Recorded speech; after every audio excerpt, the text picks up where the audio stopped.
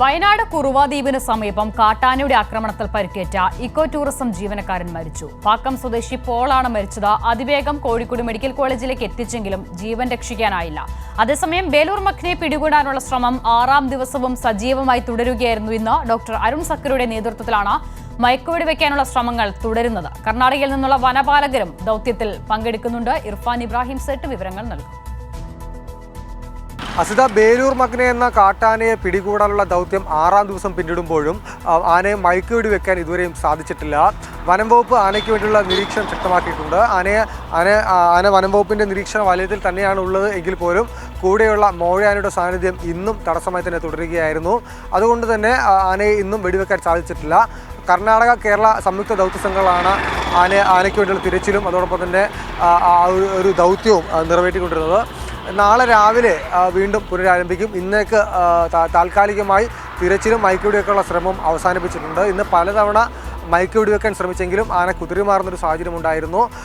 പൊന്തക്കാടുകളിൽ നിന്നും കുറ്റിക്കാടുകളിൽ നിന്നും കൂടുതൽ ഉള്ളിലേക്ക് ആന പോകുന്നൊരു സാഹചര്യമാണ് ഉണ്ടായിരുന്നത്.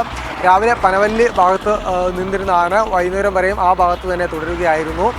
അതേസമയം ഇന്ന് കുറുവാ ദ്വീപിൽ, വയനാട് തന്നെ മാനന്തവാടിയിലെ കുറുവാ ദ്വീപിൽ വാച്ചറായിരുന്ന പോളിനെ 13 വർഷത്തോളം അദ്ദേഹം വനം വകുപ്പിൻ്റെ താൽക്കാലിക വാച്ചറായി അവിടെ ജോലി ചെയ്തു വരികയായിരുന്നു. ഈ നിലവിലെ സാഹചര്യത്തിൽ അവിടെ സഞ്ചാരികളെ എത്തേണ്ടതില്ല എന്ന് അറിയിക്കാൻ വേണ്ടി അദ്ദേഹത്തെ നിയോഗിച്ചതായിരുന്നു.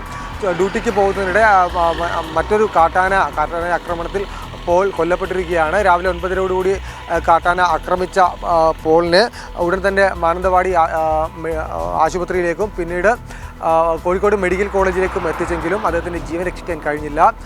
അദ്ദേഹത്തിൻ്റെ പ്രഥമ ശുശ്രൂഷ ഉൾപ്പെടെയുള്ള കാര്യങ്ങൾ മാനന്തവാടി വയനാട് മെഡിക്കൽ കോളേജിൽ തന്നെയാണ് ചെയ്തിരുന്നത്.